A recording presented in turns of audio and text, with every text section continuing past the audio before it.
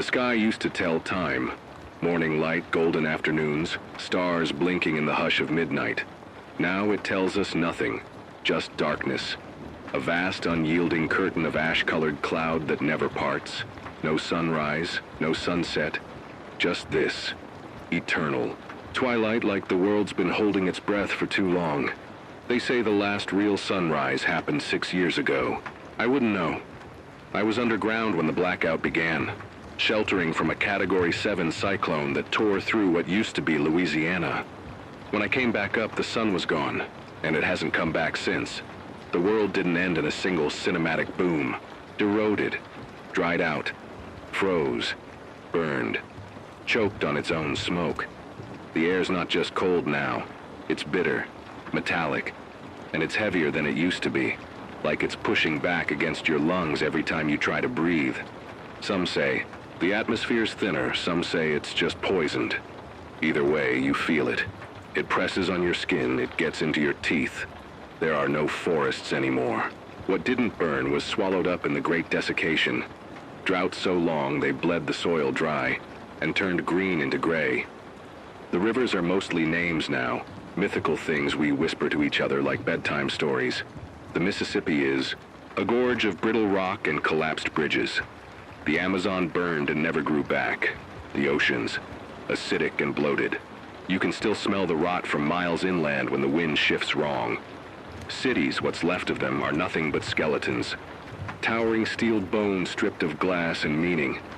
New York is a coastal carcass, half submerged and patrolled by armed boats. Los Angeles fell into the sea during the 5th quake. Chicago burned during the riots of '42. D.C. just disappeared beneath the storms. No one claims the White House anymore. No one even remembers where it stood. There's no real government left. Not like we knew it.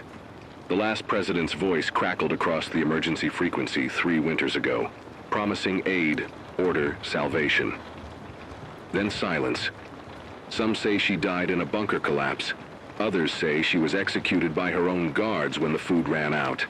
Doesn't matter anymore. Power vacuums don't stay empty long. In their place, survivor enclaves rose up. Some small, some sprawling, most violent. You've got the harvesters who run seed trades like blood cartels. The Iron Sons, old military who enforce martial law over anything with a roof and 2 barrels of fuel. And then there's the Scorch Collective, biohackers, turned cultists who believe the sun will return only after humanity is cleansed in fire. I avoid them all. People live in scavenged bunkers, subway tunnels, and hollowed-out wind farms. I broadcast from an old no-AA weather station halfway buried in permafrost. No heat, just solar batteries that barely charge under the eternal overcast. And a pedal crank I turn by foot to keep this station alive. The rest of the time I burn trash or wood, when I can find it, to stay warm. My voice echoes through dead static, reaching whoever might still be listening. The nights are colder now, even though they never truly end. Temperatures swing hard.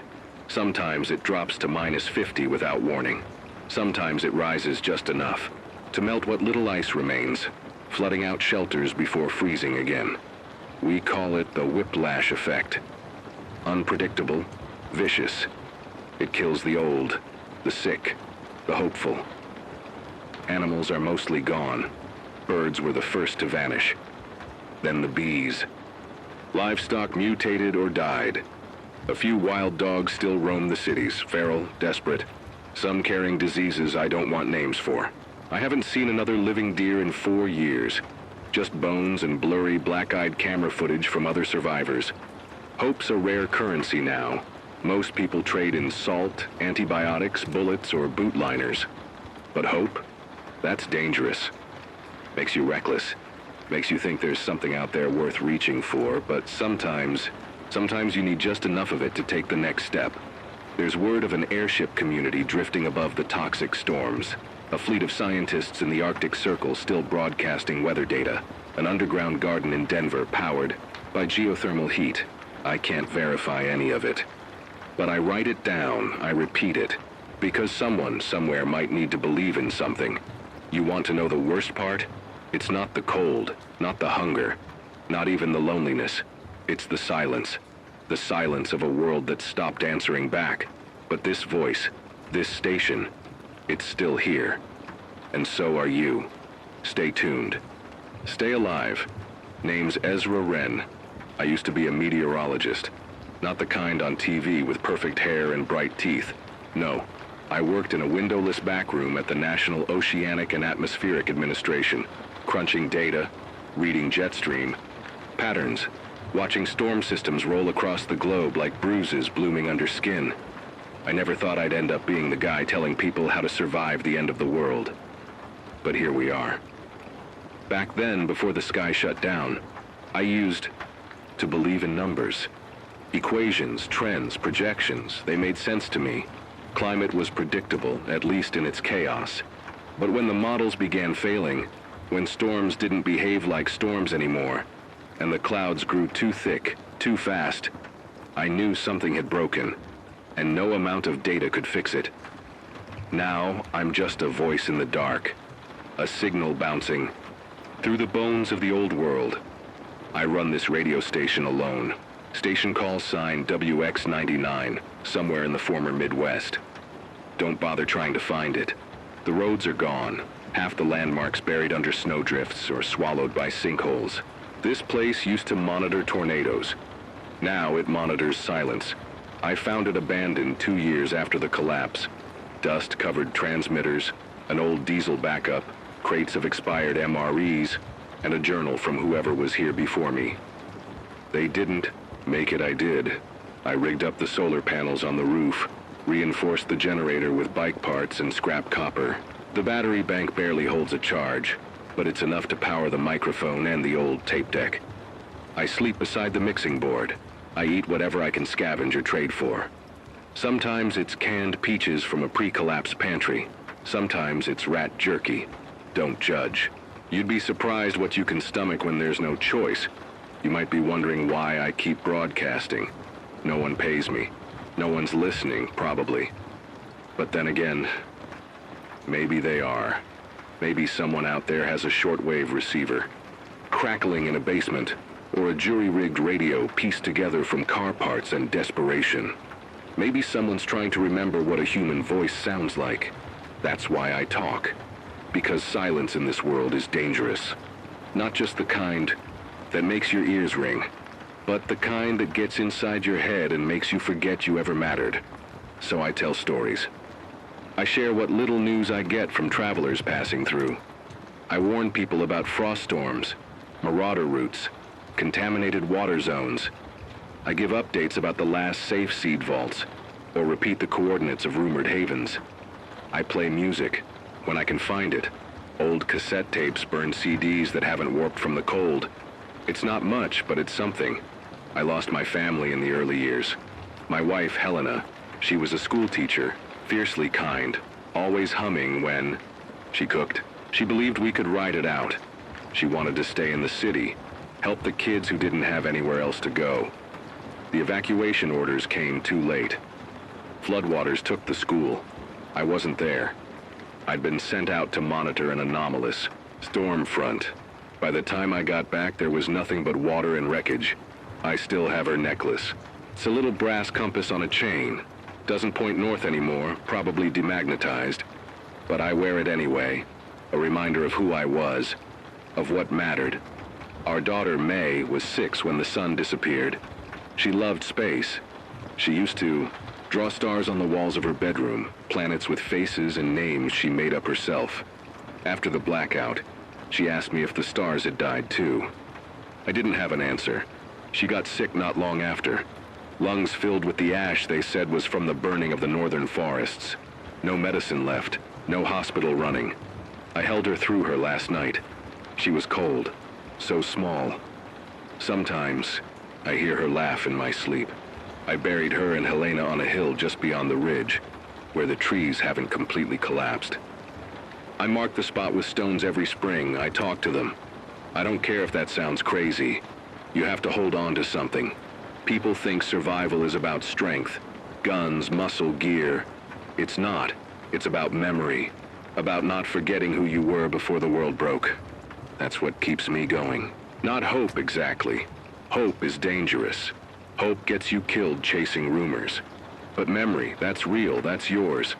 They can't take that from you. I remember what the rain used to sound like on a tin roof. I remember coffee in the morning, the smell of it drifting down the hall. I remember touch, someone reaching for your hand without fear. I remember laughter. God, I miss laughter. Some days I think about walking away from the mic, just shutting it off, letting the cold take me. But then I get a crackle of static, a half signal from a voice I don't know. Listening. Ezra, if you can hear this, thank you. That's happened twice in the past year. Twice, it was enough. I am not the last. Not yet, so I'll keep the signal alive. I'll pedal the generator. I'll speak into the dark, and if you're out there, if you're cold, scared, alone, know this. There's still someone listening. There's still someone speaking. And as long as this frequency hums, we're not completely gone. Stay safe, stay warm. This is Ezra Wren, WX99, signing off for now. But I'll be back. I always come back. This is Ezra Wren, broadcasting on WX99. If you're out there, you already know. But I'm going to say it anyway, because sometimes hearing the truth out loud helps you brace for it. The darkness isn't lifting. The Earth's jet streams, those powerful rivers of air that once kept our weather systems in check, collapsed 4 years ago. Atmospheric scientists, what few of us were left, warned it might happen.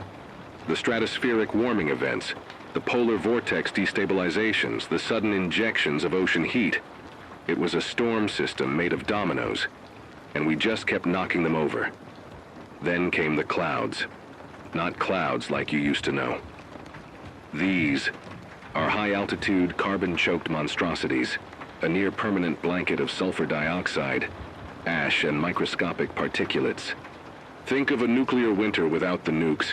Just thousands of square miles of wildfires and burning permafrost releasing methane into the sky. The sun hasn't been visible in 3.5 years. That's not poetic metaphor. I mean it literally. We haven't seen the sun. And now the cold is winning. It started subtly at first. Temperatures dropped a few degrees each month. Crops failed. Growing seasons vanished. Migratory patterns collapsed. Animals either fled or died in place. People rationed, hoarded, migrated south. But south didn't help. The equator is a wasteland of electrical storms, skin-melting UV spikes, and unbreathable air. It's called the carbon curtain, what's blanketing our atmosphere. A dense smog of chemical residue from the wildfires, coal plants, volcanic reactions, from destabilized tectonics. It traps heat near the surface but blocks solar radiation. So while the surface should be warmer, we're trapped in a paradox. Warm at the equator, but ice death at the mid-latitudes. And we're freezing faster than models predicted. Right now, it's 41 degrees where I am, inside. I have a thermal blanket, 2 layers of gloves, and a diesel heater that works exactly 6 hours a day if I don't want to run out of fuel before spring. Except spring isn't coming. Not anymore. The collapse of global atmospheric patterns has kicked off what some of us call the long night, a planetary cooling period. Technically, it's a mini ice age, not because we're reverting back to glacial periods, but because the planet's natural balancing act has been thrown so far off course that heat no longer distributes evenly. Earth is now a planet of extremes, scorching dead zones around the tropics, unlivable blizzards in the north and south, and perpetual cloud cover that blocks any chance of solar recovery. The cold is spreading, and with it comes death. The water. Lines froze 2 years ago. Entire aquifers are locked beneath permafrost or contaminated by industrial runoff. What little is left of them. When the power grids failed, the treatment plants went offline. Then came the cholera, dysentery, and slow, gnawing dehydration. I purify snow when I can, but the snow here is not what it used to be. The first layer is gray, toxic. I have to dig 2-3 inches below to get something even remotely safe, and then I boil it. Twice. Still tastes like soot. Still probably carries something, but it's water. That's all that matters. Food? That's a different war. Canned goods are nearly impossible to come by. Most stores were raided in the first 6 months after the collapse. What's left now are hunting traps, barter routes, and miracle finds. A couple days ago, I traded an old car battery for 2 sealed pouches of military rations. God bless the preppers. One was chicken stew. I cried when I tasted it. Real meat, protein. It felt like sin. Fuel is the worst. Diesel, kerosene, propane. Once. They're gone. They're gone. No resupply trucks, no refineries. The pipes are frozen solid or rusted shut. I've retrofitted part of the station with bike turbines. My legs are sore every day from pedaling, but it keeps the radio on. Barely. The rest of the power I get from solar arrays salvaged from dead homes. But with the carbon curtain, those panels are starving for light. The most they get is ambient reflection off the clouds. Maybe 15% efficiency on a good day. And the days are getting shorter. Not because of rotation, but because of storms. Massive. Ones out last week, a hyperstorm tore through the region. 150-mile-per-hour winds, ice debris the size of fists, and a pressure drop so steep that my ears bled. Think of it like a winter hurricane bred by the fury of climate collapse. One traveler I spoke to, his name was Rowan, a former paramedic, said the hyperstorm hit his caravan outside Omaha. 14 people frozen in place, caught mid-shelter, their bones shattering under the wind force. He was the only one who made. Get out covered in frostbite and guilt. That was just one storm. They're becoming weekly now, soon daily. The cold isn't just weather anymore, it's a predator. And humanity? We're not doing much better. Governments have gone silent. The emergency channels once used for FEMA and the NOAA are now dead air. No more shelter-in-place orders. No more food drops. The last broadcast I intercepted from the eastern seaboard was over 18 months ago. A scrambled voice from what used to be Boston saying, "We've lost DC, we've lost Atlanta, fall back to zones 9 through 12. Then nothing. Out here, the cities are tombs. You don't go in unless you have a death wish, or unless you're desperate. Rogue bands roam the urban sprawl, calling themselves names like the Embermen, Black Frost, the Dead Signal. Some are just scavengers. Others are worse. The kind that burns people for heat. The kind that eats. Out here in the wildlands, it's mostly loners, survivalists, nomads on foot. A few fragile settlements cling to life near geothermals or hydro plants, but they're under constant siege, from cold, disease, and each other. Trust is rarer than clean water. Kindness is often mistaken for weakness. I've learned to keep my face covered, my words measured, my gun within reach. I don't shoot unless I have to, but I have had to, and yet, I stay. Why? Because I believe in the broadcast. Because this frequency may be the last web we have connecting the dying strands of humanity. Because information can still save lives, even now, especially now. If I can warn someone about an incoming blizzard before it hits, if I can tell them what ice is safe to walk on, what frost lines carry contaminants, if I can keep one person moving forward when everything tells them to lie down and let go, then it's worth every frozen morning, every blackout night. So let me give you some data, something real, something useful. Hyperstorm warning model. When barometric pressure drops below 960 millibars in under 12 hours, get underground if possible. Don't run into the wind. Let structures shield you. Ice debris travels at 80, 120 mm. Reinforce any windows with books, clothing, or wood.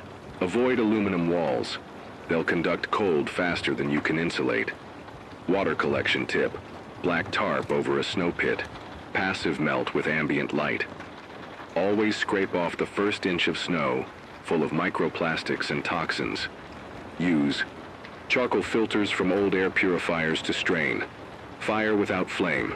Chemical hand warmers stacked with aluminum foil in sealed jars can keep small spaces warm for hours.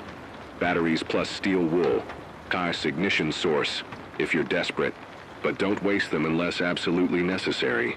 Mental health. Keep a log. Talk to yourself if you have to. Don't let silence nest in your mind too long. That's how the cold wins. This isn't life as we knew it. This is survival under siege. And the worst part? We did this. The irony is thick. We spent decades arguing about parts per million of carbon, about GDP losses versus green transition costs. Politicians danced around policy like it was a game. Oil tycoons bought time with blood money.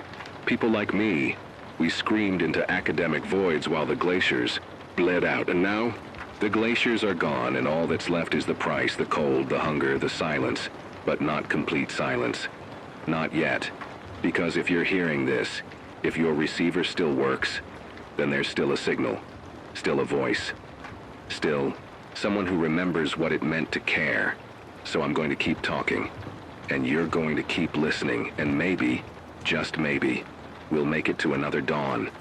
Even if the sun never rises again, this is Ezra Wren, WX99, broadcasting from the edge of what used to be Kansas. Keep moving, keep warm, and if you can, keep hoping.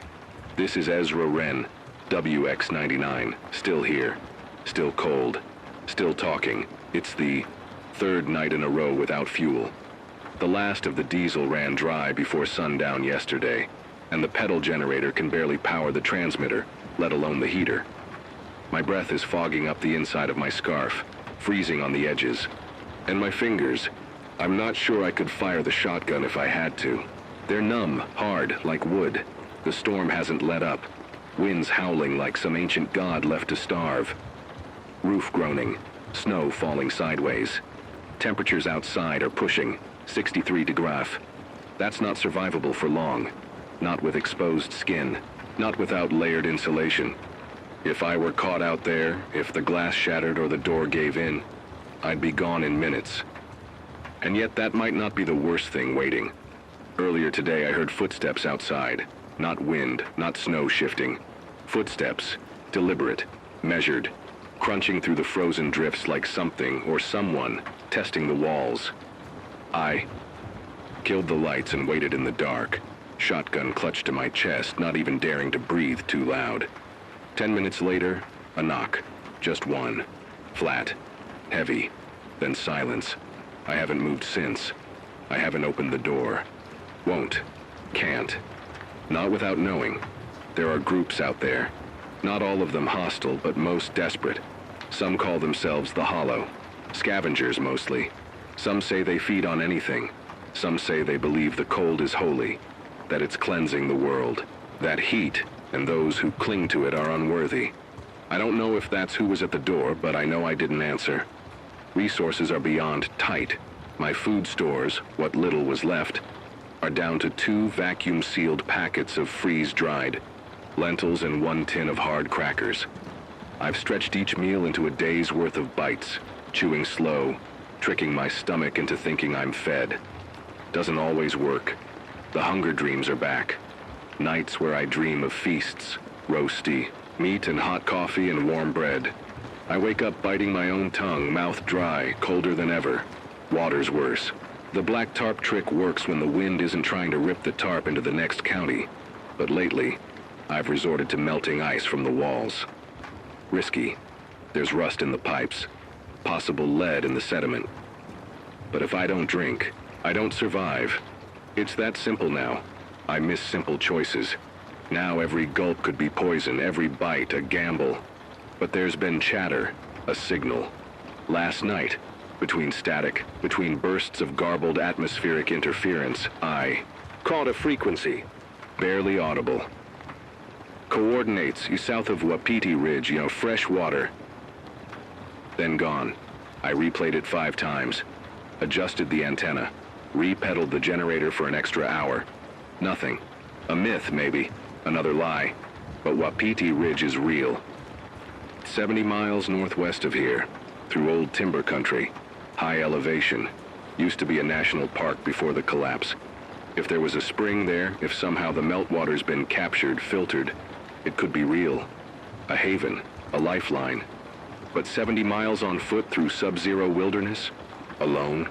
With raiders, frost wolves, and the elements trying to gut you from every angle? It's suicide. And yet, my gut says it's worth checking, even if it kills me. Because staying here, slowly freezing, slowly starving, is just a different kind of death. This morning, I had a visitor, not a knock this time. Just a voice, weak, hoarse, outside the shack's edge. I crept to the slit in the boards, shotgun ready. He was alone, covered in soot and frost. Thin as a skeleton wrapped in a sleeping bag. He held his hands up and dropped to his knees. "My name's Dez," he said. I heard your signal. I didn't open the door, but I passed him a blanket and a thermos through the broken panel near the foundation. He cried, drinking warm water. Actual tears. I hadn't seen that in months. He's still out there, resting beside the back wall where the wind's blocked.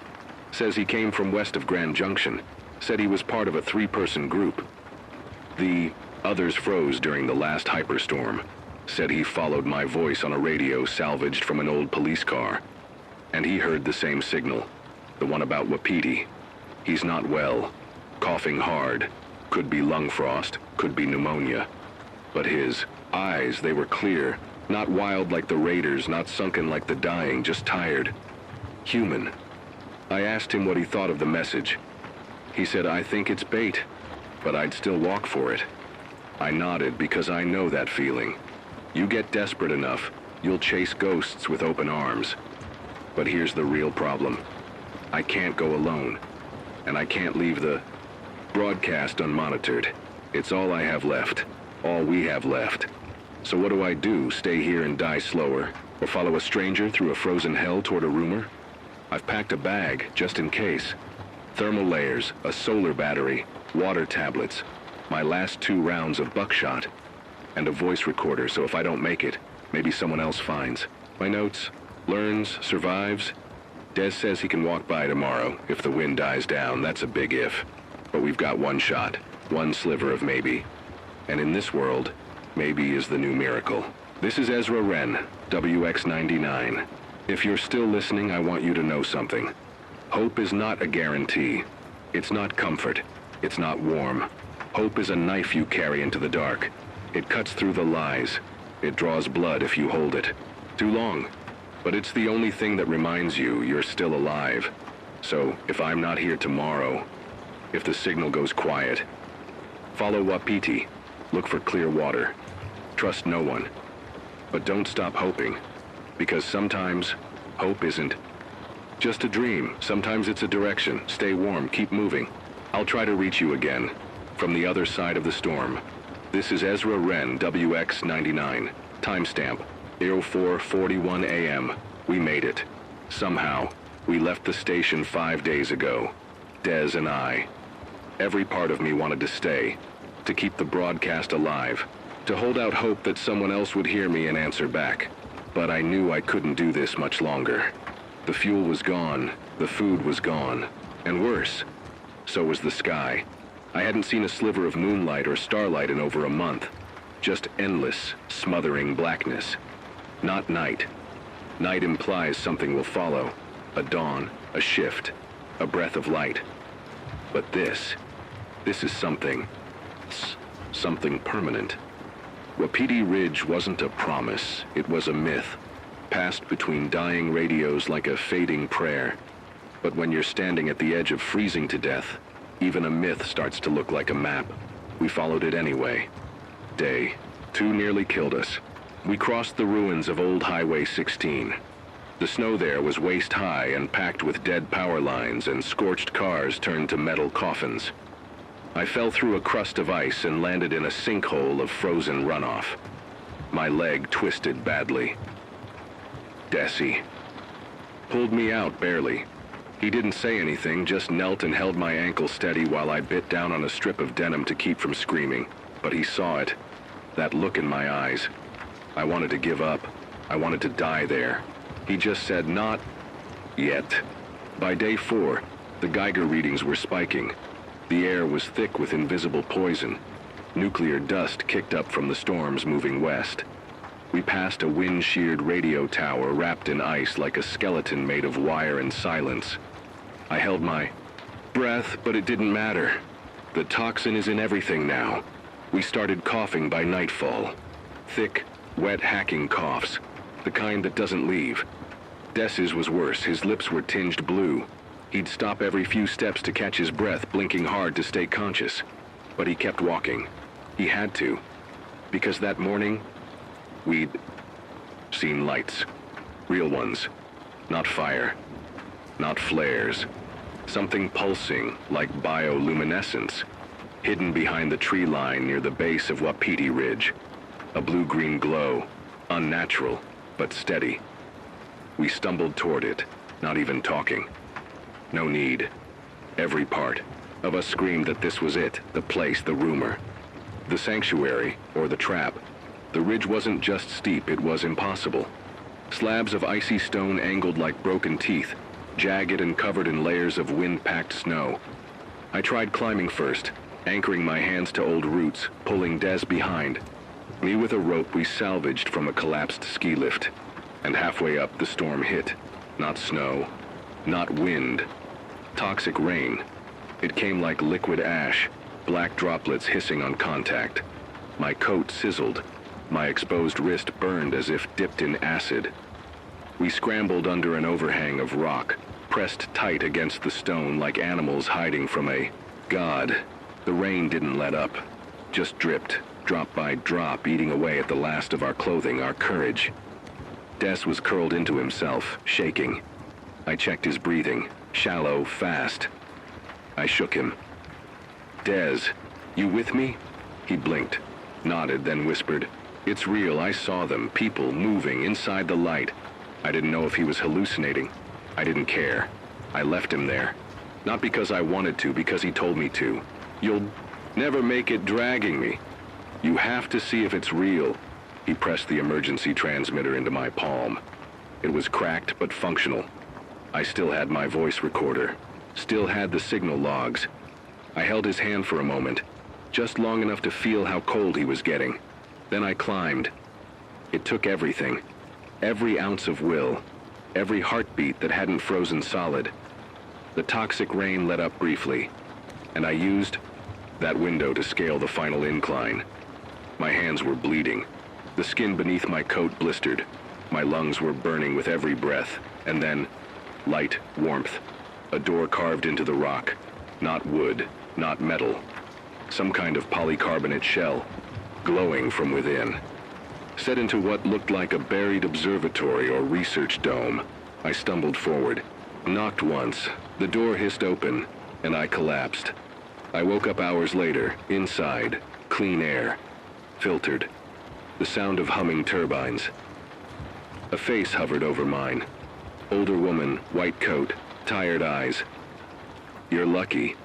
Another half hour out there and you'd be snowbound muscle and ice." I tried to speak, my throat was sand. She offered water, real, clean, filtered water. It tasted like salvation. They call it Project Ad Astra. A last-ditch experiment from the pre-collapse era. Hidden under Wapiti Ridge to monitor atmospheric collapse and test long-term subterranean survival methods. The dome was sealed 6 months ago when the sky turned black. They've been using hydroponics and thermal vents to stay alive. Barely. "We weren't supposed to let anyone in," she said. "Supplies are limited, resources finite. But then we picked up your signal, your station, your voice." She looked at me like I was something mythical. "You kept talking, even when the world stopped listening." I told her about Des. She nodded. "We'll send a team. If he's still breathing, we'll find him." This is Ezra Wren, WX-99. Broadcasting from beneath Wapiti Ridge. I've made it. There is a haven, but it comes with questions. Hard ones. They don't have room for many more. Supplies are rationed. Every new mouth is a calculated risk. Every new survivor, a shift in balance. They asked me to stop broadcasting. Said the signal brings people, brings risk. But how can I stop? I lived because someone else dared to hope, because someone else sent their voice into the dark. So I told them, I'll cut the frequency in half. Narrow band, just enough to say one thing. And that's what I'm doing now. To whoever's still listening, the haven is real, Wapiti Ridge. Look for the light beneath the stone. Bring nothing but hope and data. And maybe, if we're lucky, we can start over. Not just survive, but rebuild. I'll wait for as long as I can. This is Ezra Wren, WX-99, still breathing, still broadcasting, still hoping. This is Ezra Wren, still alive, still transmitting. Though I suppose at this point I'm no longer just a voice in the dark. I'm a record. Memory speaking back into the silence. It's been 3 weeks since the ridge. 3 weeks since the storm, the climb and the light. Since I left Des behind under that overhang. Barely breathing, barely alive. We found him. Just barely. The recovery team reached him in time, carried him in on a stretcher covered in radiation, cloth and melted snow. His lungs were burned from the fallout and his legs frostbitten, but he made it through the worst of it. He's here now, sleeping, healing. Cough still bad, but his spirit, still stubborn as hell. I don't know how to explain the feeling of seeing someone you thought you'd lost come back, or maybe of being the one who came back to them. Project Ad Astra is real, but it's not the salvation I once imagined. We're 23 people now, crammed into a structure built for 12. Food is strictly rationed. Hydroponics barely keeps pace. The geothermal vent powers everything. Lights, filtration, warmth. But we've started seeing fluctuations in the readings. The scientists say the crust is shifting again. The last time it did that, Yellowstone collapsed. We have days where the power flickers. Nights where the darkness seeps in through the seams. The world isn't healing. Not yet. But something else is happening. Outside, the sky is still choked.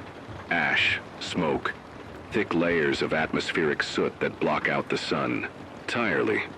The meteorologists here say the temperature has dropped 12 degrees since the blackout began. They say we're heading for a flash freeze. Not a long, slow ice age, but a sudden one. A violent one. Nature's not resetting. It's rebelling. I've seen images from the satellites they still monitor. Grainy, static-ridden captures of what used to be the Midwest. An ocean of frostbitten cornfields buried under chemical snow. The Great Lakes, 2 of them are now dry basins, cracked open like wounds. The Amazon's gone. The Sahara's expanded all the way into southern Spain. The Pacific, dead zones the size of continents. I keep wondering when the planet decided we were the infection. And when it started fighting back, and yet, here we are, clinging to what remains. Living beneath the ridge, drinking harvested moisture. Planting nutrient-rigged root vegetables under grow lights powered by heat that could die out at any moment. It's not survival. It's defiance. I still broadcast. Not every hour. Not even every day. The scientists think it's a waste of power. The engineer who fixed my transmitter thinks I'm delusional. And maybe I am. But a few days ago, we received a signal back. Not from a survivor. Not from a military outpost.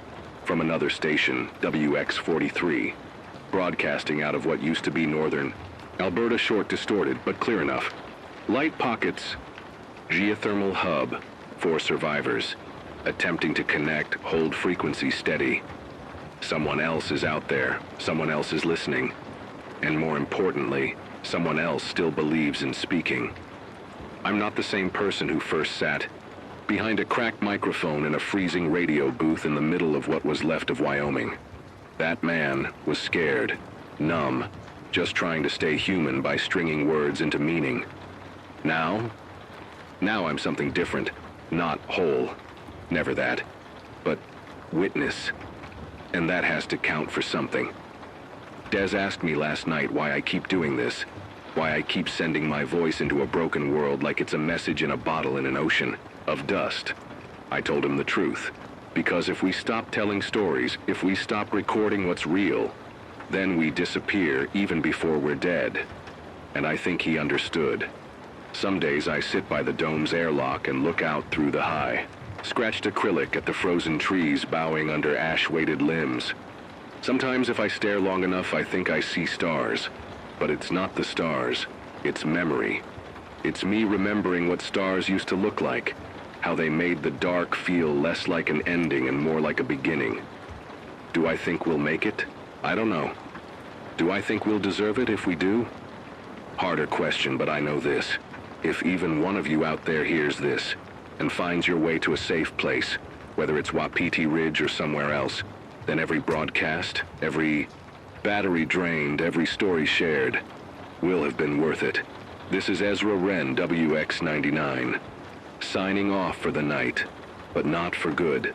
To whoever's still breathing, keep talking, keep walking, keep hoping, even in the dark.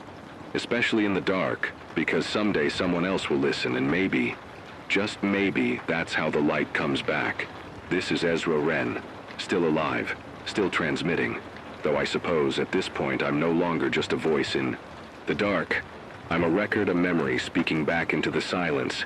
It's been 3 weeks since the ridge, 3 weeks since the storm, the climb and the light, since I left Des behind under that overhang, barely breathing, barely alive. We found him. Just barely.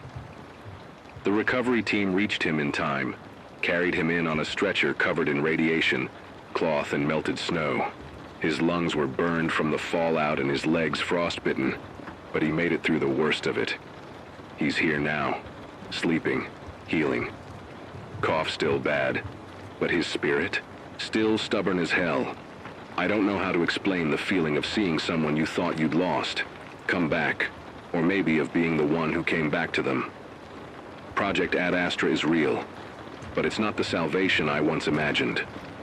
We're 23 people now, crammed into a structure built for 12. Food is strictly rationed. Hydroponics barely keeps pace. The geothermal vent powers everything. Lights, filtration, warmth. But we've started seeing fluctuations in the readings. The scientists say the crust is shifting again. The last time it did that, Yellowstone collapsed. We have days where the power flickers. Nights where the darkness seeps in through the seams. The world isn't healing. Not yet. But something else is happening. Outside, the sky is still choked. Ash, smoke, thick layers of atmospheric soot that block out the sun. Entirely. The meteorologists here say the temperature has dropped 12 degrees since the blackout began. They say we're heading for a flash freeze. Not a long, slow ice age, but a sudden one. A violent one. Nature's not resetting. It's rebelling. I've seen images from the satellites they still monitor. Grainy, static-ridden captures of what used to be the Midwest. An ocean of frostbitten cornfields buried under chemical snow.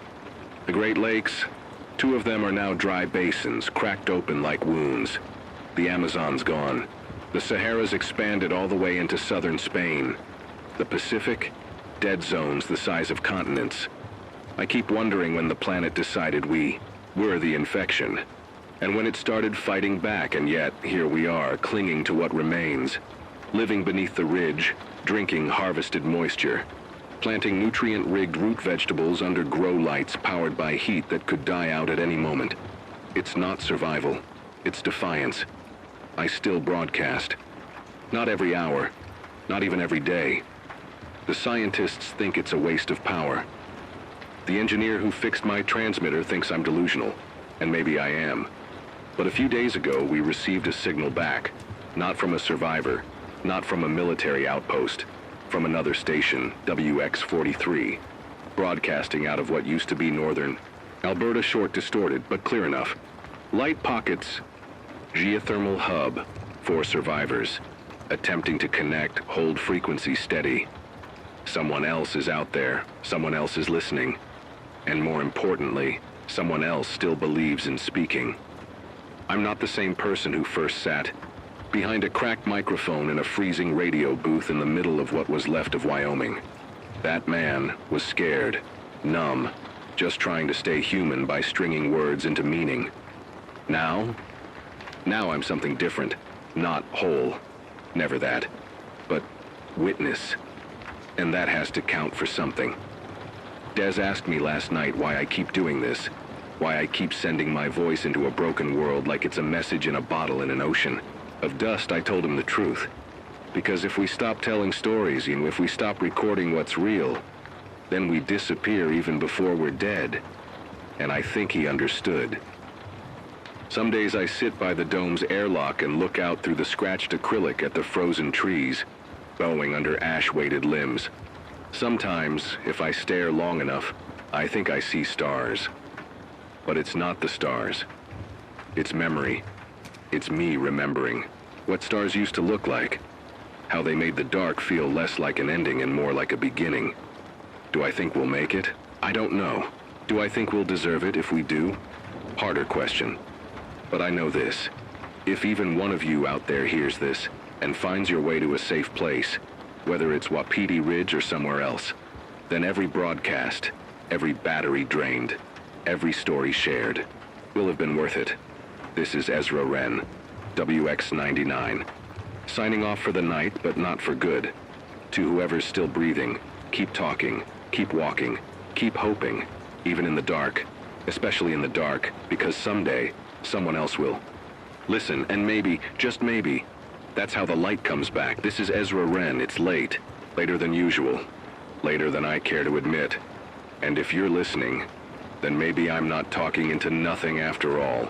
The truth is, I don't know what tomorrow holds. We've run the numbers. We've measured the melt. We've counted every calorie, every liter of condensation harvested from the vents, every moment of stored power. And it's not enough. It never is. The storms come harder now. Wind speed strong enough to peel the skin from steel. Last week, the eastern section of the greenhouse collapsed. We lost most of the tomatoes. One of the new arrivals, Nico, cried, not because he was hungry, but because it had been so long since he saw something red that wasn't blood. Still, the roots held. We salvaged what we could. Des rebuilt the frame with scavenged aluminum, and the seedlings, they're growing again, slowly, stubbornly, like us. I used to think the worst part of this world was the silence, but it's not.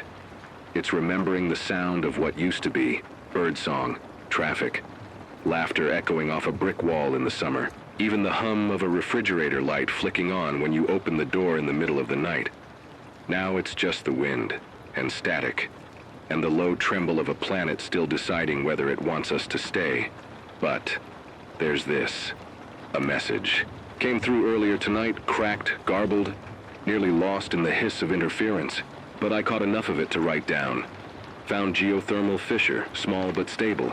Sending coordinates, 8 survivors, hope, remains. That was it. No name, no voice. Just data, coordinates, and a fragment of belief. We cross-referenced it with our maps.